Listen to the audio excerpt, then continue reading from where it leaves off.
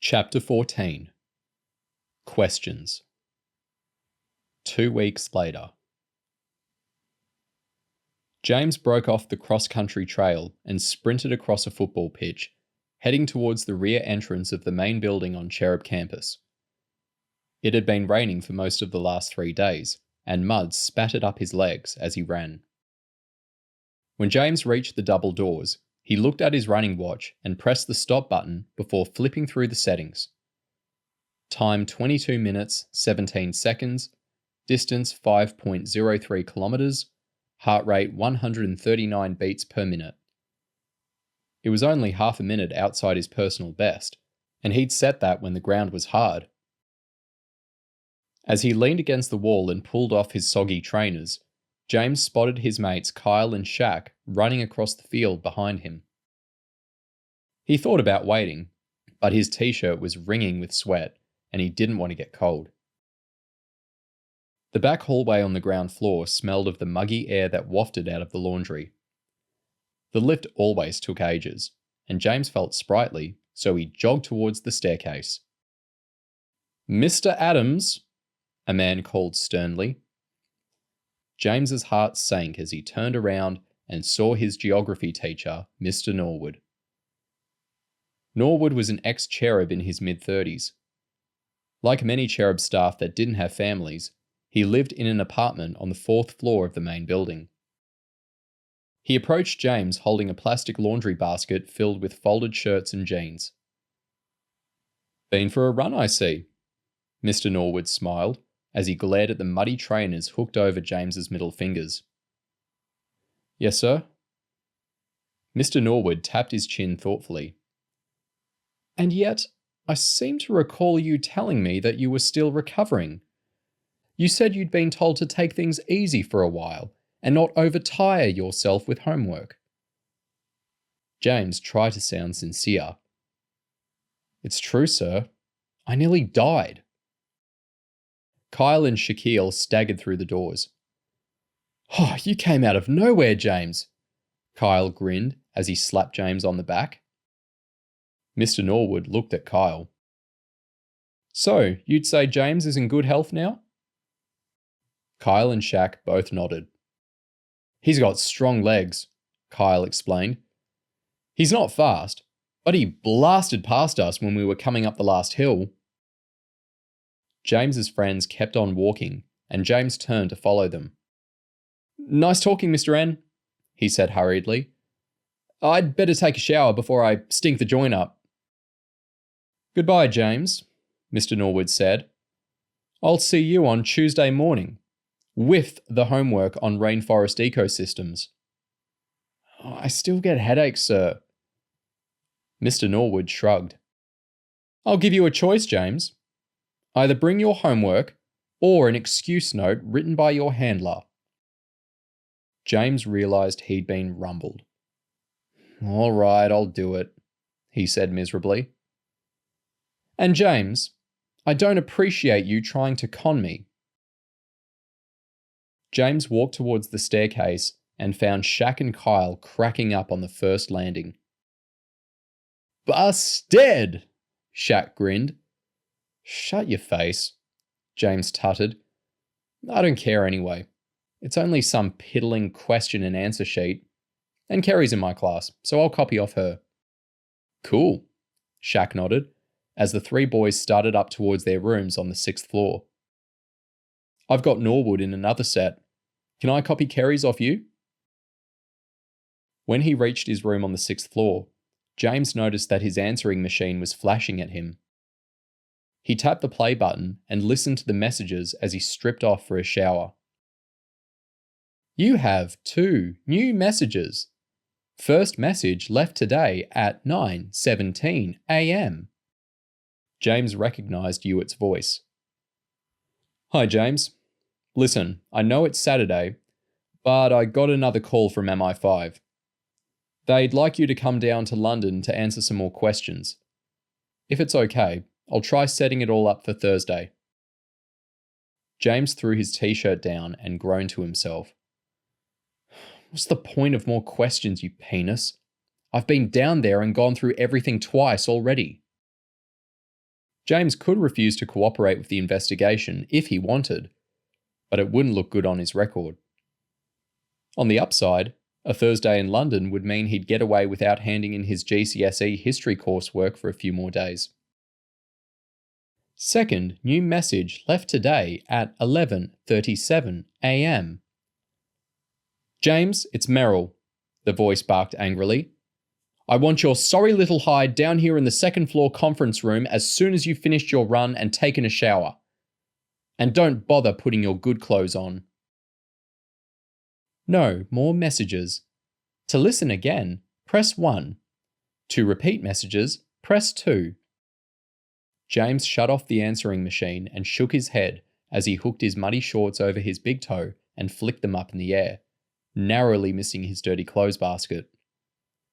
As he headed for the shower, he racked his brains trying to work out why Merrill sounded so angry.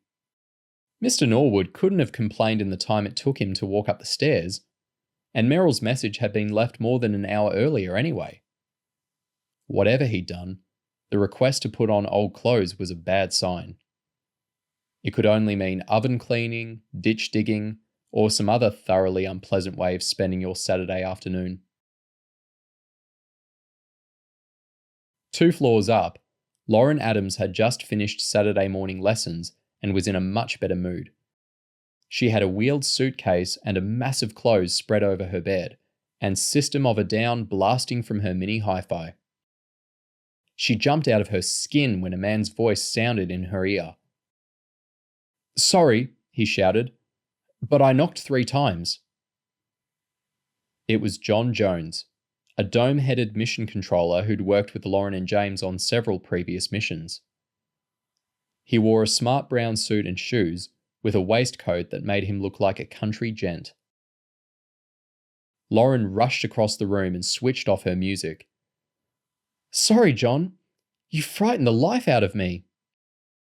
Give me Elvis Presley any day. John smiled. Where are you off to? I was hoping you'd be able to help out on a mission. Oh, Lauren said. Well, I'm only away for one night, with a few friends. Some fancy spa hotel type deal. Very swish, John said. I'd like to have someone in place as soon as possible, but it can wait for a day or so. I need a young agent who speaks decent Russian and is capable of working solo. To be honest, you're the only candidate I feel I can totally rely on. Right. Lauren was slightly embarrassed by the compliment.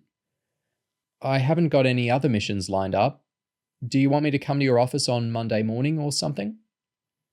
No, John said, as he pulled some stapled sheets of A4 from his jacket pocket. I've got a photocopy of the briefing here. The mission isn't hugely complicated, but I have a young daughter myself, and it's an issue I'm particularly passionate about.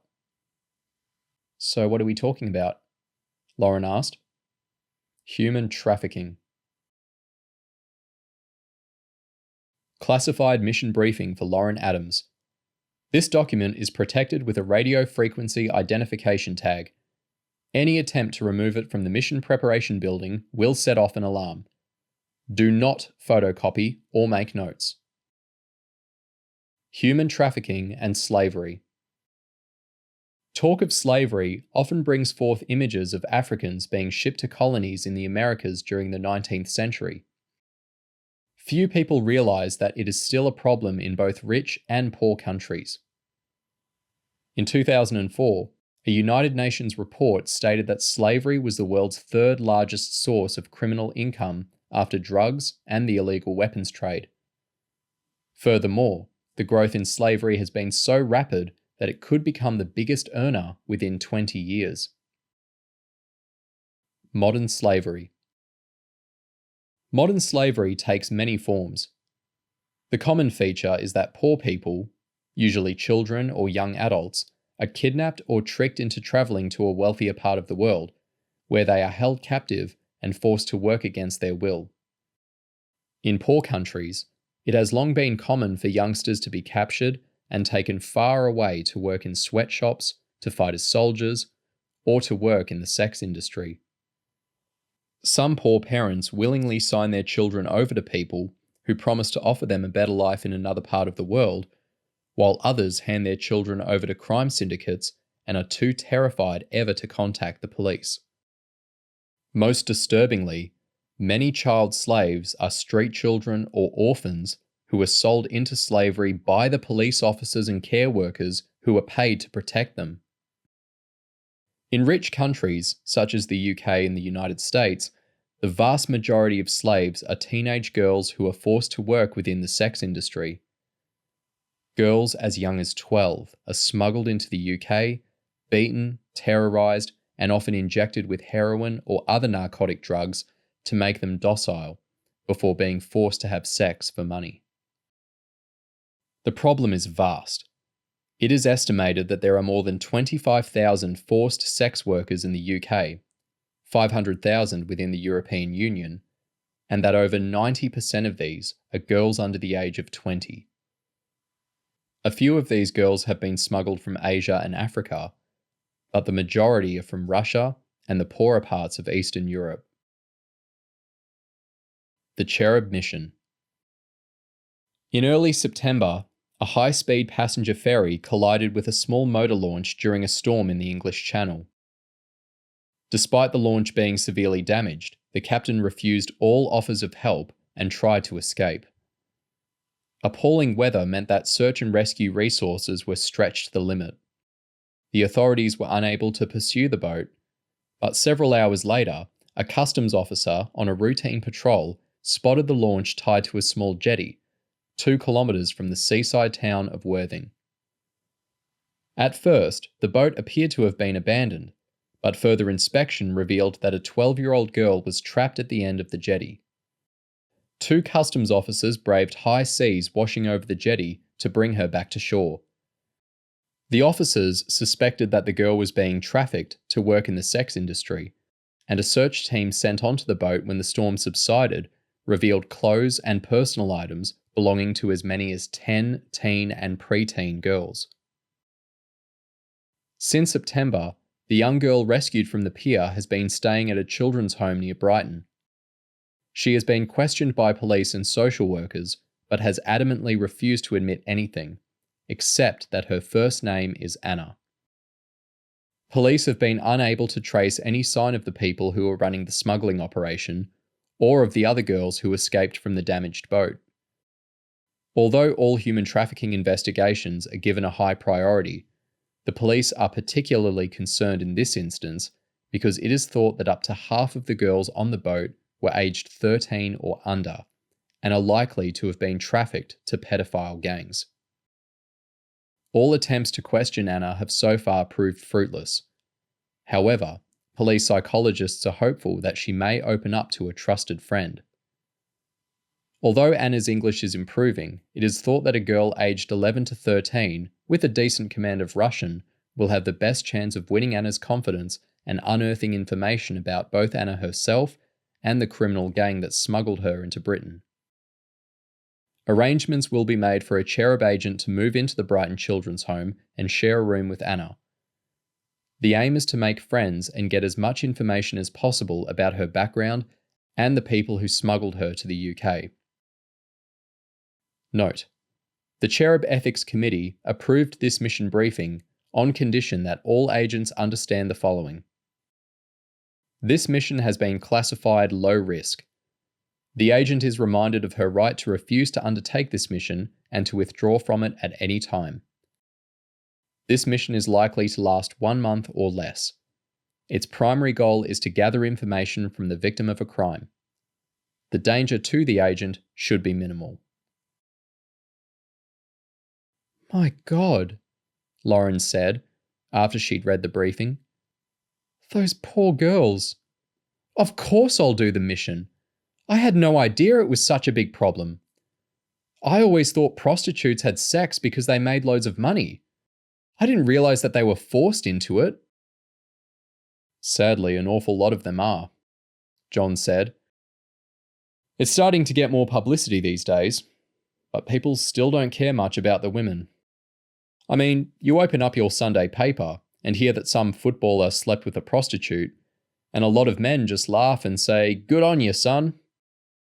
They don't understand that many of these women are being drugged and terrorized. Lauren nodded. I bet that's exactly what James and his stupid mates would say. Speaking of which, I've got to run downstairs. Can I give you a call on my mobile and we'll sort this out later? Fair enough, John said, as Lauren scrambled towards the door. I'll be in my office for a few more hours, and my mobile will be on all night. Don't you want your suitcase? Not right now, Lauren said, as she sprinted off down the corridor.